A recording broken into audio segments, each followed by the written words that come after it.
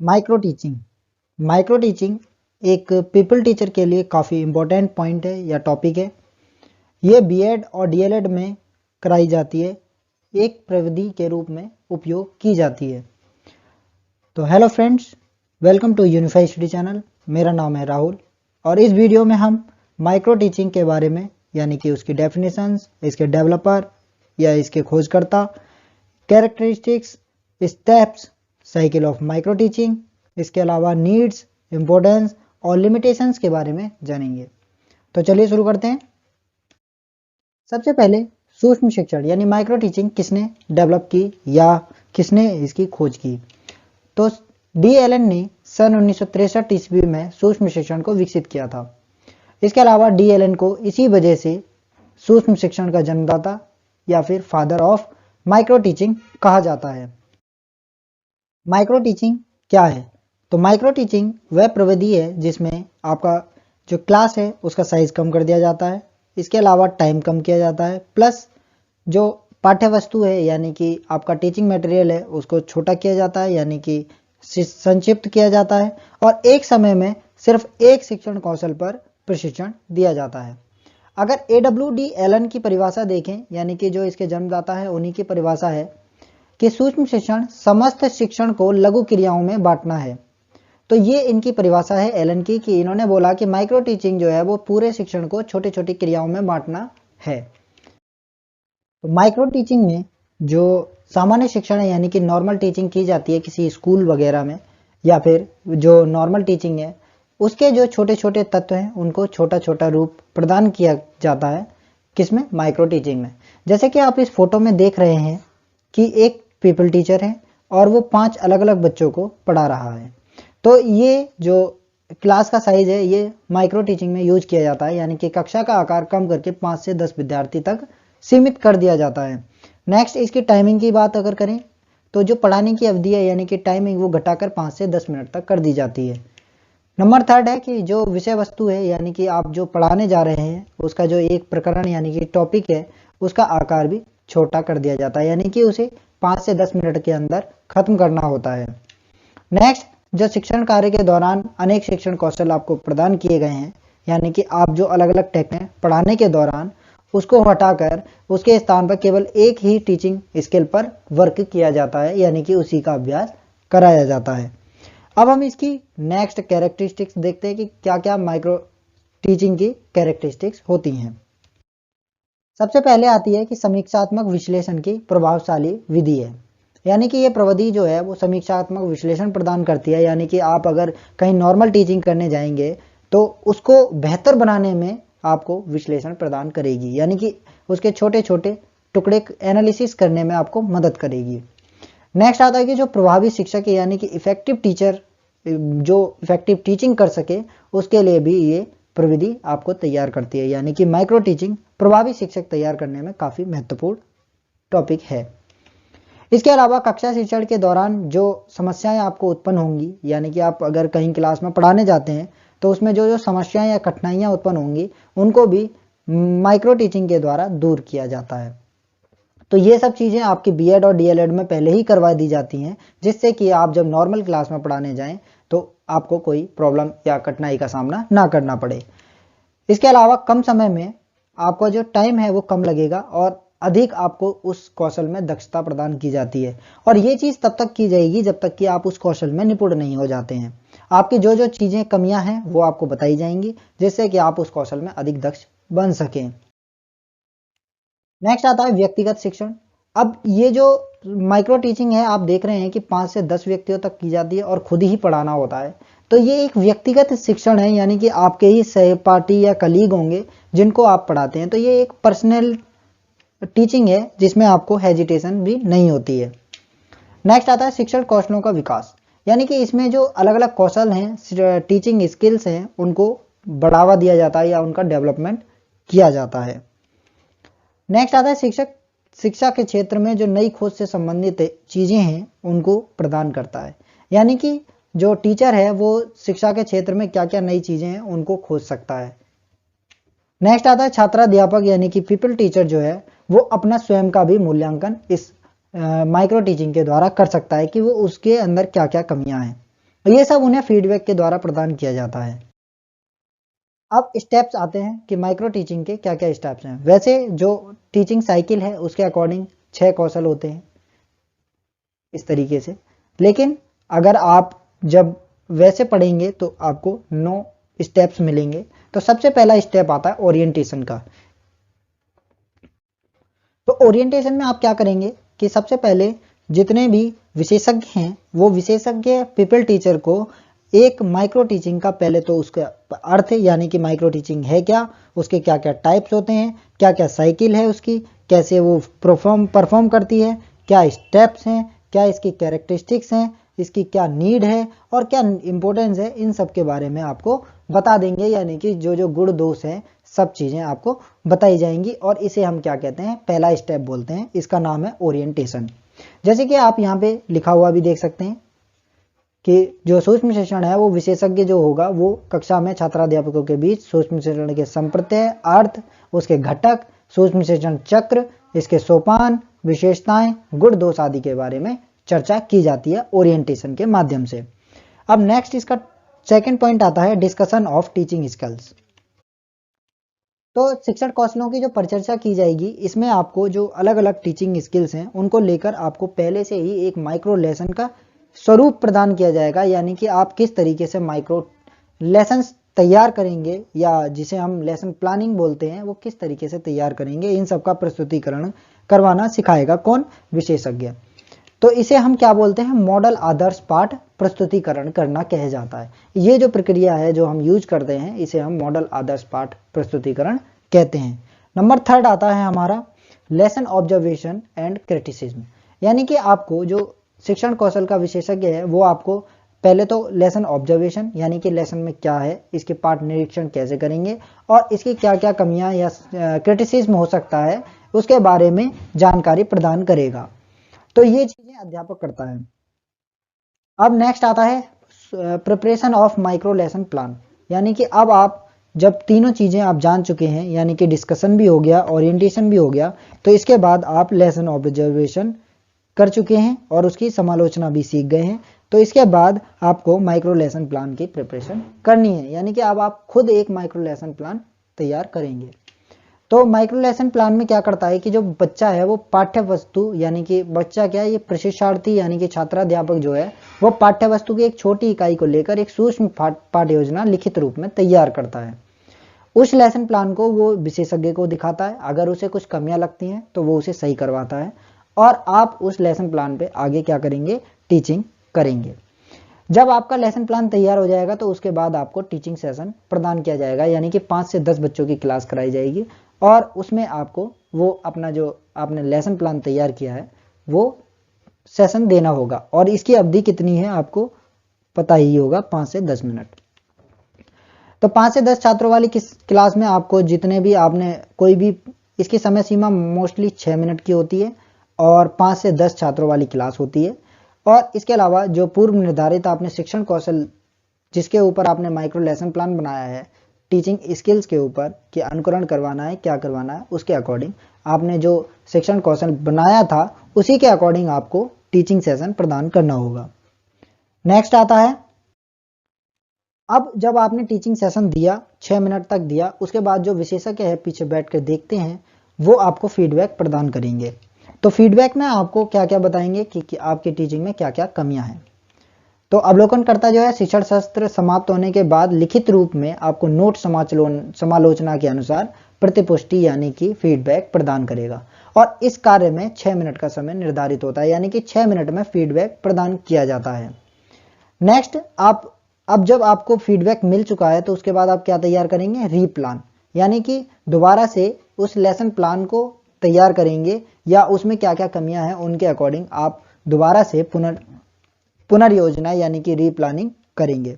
और जब रीप्लानिंग करेंगे तो रीप्लानिंग करने के बाद आप क्या करेंगे, इसको 12 मिनट में आपको तैयार करना होता है। रीप्लान पाठ जो पुनः नियोजन है यानी कि रीप्लानिंग वो 12 मिनट में आपको तैयार करनी है जो आपको प्रतिपुष्टि यानी कि फीडबैक मिला है। नेक्स्ट, अब जब आपने रीप्लान कर लिया है तो उसके बाद आप क्या करेंगे, उसके बाद आप दोबारा से रीटीचिंग करेंगे। आप उन्हीं 5 से 10 बच्चों को रीटीचिंग करेंगे और रीटीचिंग करने के बाद इसका जो समय होता है रीटीचिंग करने का वो 6 मिनट का होता है। अब आपने पुनः शिक्षण कार्य संपादित किया, संपादित करने के बाद लास्ट आपको रीफीडबैक दिया जाएगा।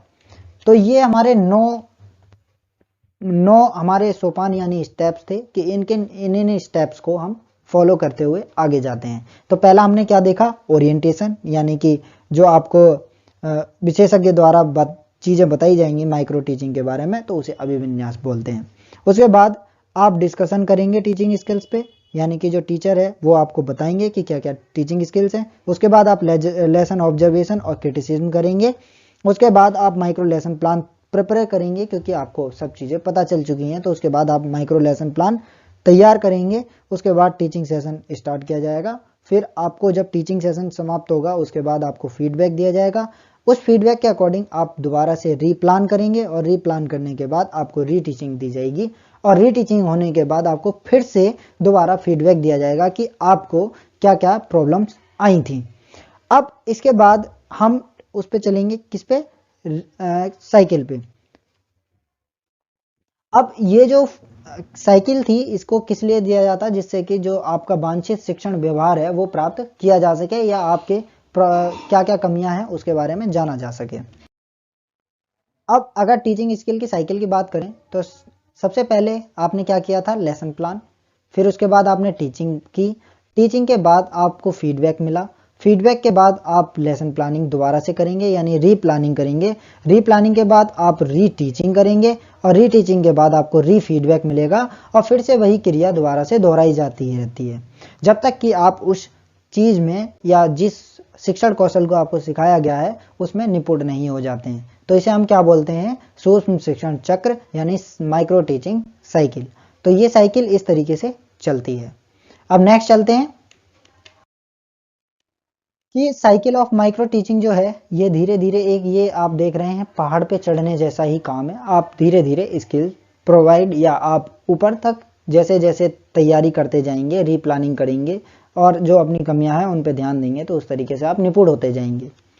नेक्स्ट, जो वर्तमान समय में इस टाइम माइक्रो टीचिंग का समय अंतराल है उसको कई भागों में बांटा गया है। तो किस किस भाग में, कि जो शिक्षण शास्त्र है यानी कि टीचिंग है उसके लिए 6 मिनट है। फिर आपको 6 मिनट का फीडबैक मिलेगा। उसके बाद आप रीप्लान करेंगे, उसके लिए 12 मिनट मिलेंगे और 12 मिनट के बाद अगले 6 मिनट आपको फिर से रीटीचिंग करनी है और नेक्स्ट 6 मिनट आपको दोबारा से री फीडबैक मिलेगा। तो इन सबको मिला के जो हमारे भारत में या उत्तर प्रदेश में जो कुल समय निर्धारित किया गया है माइक्रो टीचिंग का वो 36 मिनट का टाइम दिया गया है। यानी कि आपको 36 मिनट में ये चीज़ करनी है। यानी कि एक क्लास का टाइम 30 से 35 मिनट होता है, वहीं पर ये जो आपको 36 मिनट में एक शिक्षण कौशल में निपुण बनाया जाएगा। अगर आपको तब भी कोई प्रॉब्लम आती है तो आप दोबारा से उसको अगले दिन कर सकते हैं या अगर टीचर की इच्छा करती है तो उसके अकॉर्डिंग करवा सकता है। अब हम चलेंगे नीड्स एंड इम्पोर्टेंस पे कि इसकी क्या क्या ज़रूरतें हैं या क्या किस लिए ये महत्वपूर्ण है। अब नीड्स एंड इम्पोर्टेंस को जानते हैं माइक्रो टीचिंग की। तो फर्स्ट आती है कि सूक्ष्म शिक्षण जो है यानी कि माइक्रो टीचिंग वो शिक्षण कार्य यानी कि टीचिंग वर्क को काफ़ी सरल बना देता है एक टीचर की दृष्टि से। तो बच्चों को किस तरीके से पढ़ाना है इस पे ध्यान दिलवाता है।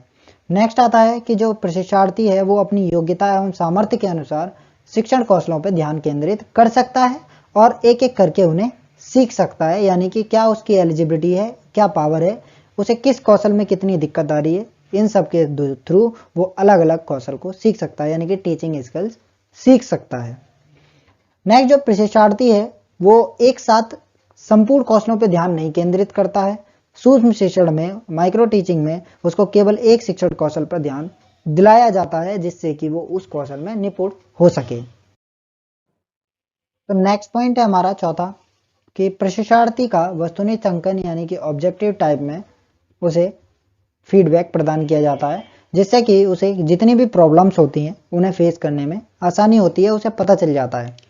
नेक्स्ट है जो निरीक्षक है, जो उसका निरीक्षक करना है वो पाठ का पूर्ण रूप निरीक्षण संभव कर लेता है माइक्रो टीचिंग के द्वारा। यानी कि उसे सारे कौशलों पे ध्यान नहीं देना पड़ता बल्कि एक एक कौशल पे ध्यान देता है, तो जिसकी वजह से पूर्ण रूप से उसका निरीक्षण संभव हो जाता है। नेक्स्ट आता है मूल्यांकन में प्रशिक्षार्थी को अपना पक्ष रखने का पूर्ण अधिकार प्रदान होता है, जिसके फलस्वरूप मूल्यांकन की प्रक्रिया में उसे सक्रिय रखा जाता है। यानी कि इसमें केवल निरीक्षक ही काम नहीं करता है, बल्कि इसमें प्रशिक्षणार्थी भी अपना पूर्ण अधिकार दिखा सकता है अपने पक्ष रखने के लिए कि उसके किस वजह से वो कमी आई या उसमें वो किस तरीके से उसको सुधार सकता है। नेक्स्ट आता है जो छात्राध्यापक है, इसके द्वारा माइक्रो टीचिंग के द्वारा उसमें आत्मविश्वास पैदा किया जाता है, क्योंकि टीचिंग करना कोई आसान काम होता नहीं है अगर देखा जाए तो इसलिए वो आत्मविश्वास भी पैदा हो जाता है क्लास कैसे फेस करनी है। नेक्स्ट आता है जो समय का दृष्टिकोण है, उससे काफ़ी छोटे समय में काम हो जाता है, यानी कि मितव्ययी, यानी कि कम समय लगता है इसमें, तो इसलिए ये काफ़ी अच्छी विधि है समय के अकॉर्डिंग, यानी कम समय में अधिक दक्षता प्रदान हो जाती है उसे। इसके अलावा शिक्षण और अधिगम की जो परिस्थिति है उन पर अधिक प्रभावकारी नियंत्रण स्थापित कर पाता है छात्राध्यापक, यानी कि जो एक एक कौशल सीखते हैं उससे उस पर प्रभाव पड़ता है कि वो किस तरीके से बच्चों को पढ़ाएगा। नेक्स्ट जो सामान्य शिक्षण है उसका एक लघु रूप, ये क्या होता है, ये जो माइक्रो टीचिंग है ये जो नॉर्मल टीचिंग है उससे एक छोटा रूप होता है उसका। तो ये थी इसकी कैरेक्टरिस्टिक्स यानी नीड्स और इम्पोर्टेंस, तो क्या क्या जरूरतें हैं। अब चलते हैं इसके गुण दोष यानी कि लिमिटेशंस या क्या सीमाएं हैं इसकी। तो फर्स्ट सीमा पे चलते हैं यानी लिमिटेशन पे चलते हैं। तो ज़्यादा नियंत्रित और संकुचित शिक्षण की ओर ले जाती है, यानी कि इसमें जो 5 से 10 बच्चों को पढ़ाया जाता है और एक कौशल पे ध्यान दिया जाता है, तो बच्चा जो है वो छात्राध्यापक है वो केवल एक संकुचित शिक्षण की ओर अपने आप को ले जाता है, यानी कि वो काफ़ी नियंत्रण में वर्क करता है टीचिंग। और जबकि टीचिंग जो है वो फ्री माइंड से की जाती है, तो इसमें क्या है वो उसके ऊपर नियंत्रण होता है कि उसे अपना फीडबैक अच्छा करना होता है, तो उस पर ये चीज़ का दबाव होता है, तो इसलिए ये माइक्रो टीचिंग की एक लिमिट लगती है। नेक्स्ट जो सामान्य शिक्षण की प्रक्रिया है उसमें अनेक शिक्षण कौशल एक साथ पाए जाते हैं, जबकि माइक्रो टीचिंग में आपको लगभग 15 से 28 कौशलों पर ही ध्यान केंद्रित किया जाता है, जबकि जो नॉर्मल टीचिंग है उसमें बहुत सारे जो शिक्षण कौशल होते हैं वो अनगिनत हैं, उसमें कोई उनकी गिनती ही नहीं है कि कितने शिक्षण कौशल अपना सकता है बच्चा। जबकि छात्राध्यापक को केवल 15 से 28 कौशलों पर ही ध्यान केंद्रित करवाया जाता है, तो ये एक इसकी बहुत बड़ी कमी लगती है। इसके बाद जो निर्धारित समय अंतराल है यानी कि 5 से 10 मिनट का, ये इसमें बहुत कम ही पाठ्य वस्तु प्रस्तुत हो पाती है, जबकि इसके जो पाठ अंशों में बिखर जाते हैं, क्योंकि वो एक संक्षिप्त रूप प्रदान किया जाता है 5 से 10 मिनट के अकॉर्डिंग, तो इसलिए ये जो एक कमी है इसकी कि निर्धारित समय अंतराल होने के कारण बहुत ही कम पाठ्य वस्तु हो पाती है और वो अपनी जो स्किल्स है उसका अच्छे से इस्तेमाल नहीं कर पाते हैं।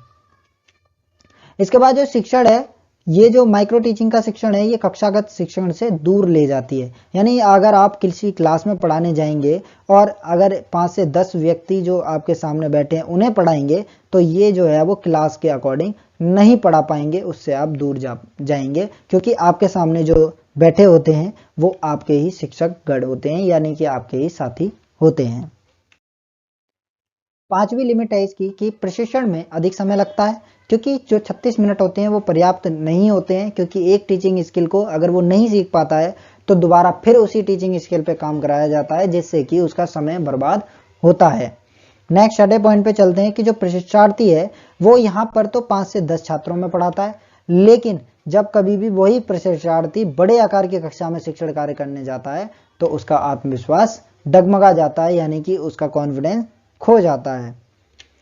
इसके बाद 7वां पॉइंट आता है कि 5 से 10 छात्रों को जो शिक्षण समूह में विभक्त किया जाता है, तो जो विद्यालय का टाइम टेबल है यानी कि आपके कॉलेज का टाइम टेबल है वही चौपट हो जाता है, क्योंकि 5 से 10 छात्रों को वो पढ़ाने जाते हैं, जिसकी वजह से विद्यालय का टाइम टेबल चौपट हो जाता है। लास्ट आता है कि जो प्रतिपुष्टि शिक्षण कार्य के दौरान प्राप्त ना होकर इसकी समाप्ति पे प्राप्त होती है, जिससे कि शिक्षण कार्य में प्रोत्साहन लगातार प्राप्त नहीं होता है। अगर उसे बीच में ही प्रतिपुष्टि यानी कि फीडबैक मिले तो वो उसको तुरंत वहीं के वहीं सुधार लेता है और उसका प्रोत्साहन लगातार बढ़ता रहता है। हालांकि इसमें लास्ट में प्रोवाइड किया जाता है, जिसकी वजह से काफ़ी चीज़ें छूट जाती हैं। तो ये था हमारा माइक्रो टीचिंग का लेसन। अब इसके बाद तो आज की क्लास में बस इतना ही। आपको वीडियो अगर अच्छी लगी हो तो लाइक करें, चैनल को सब्सक्राइब करें। धन्यवाद।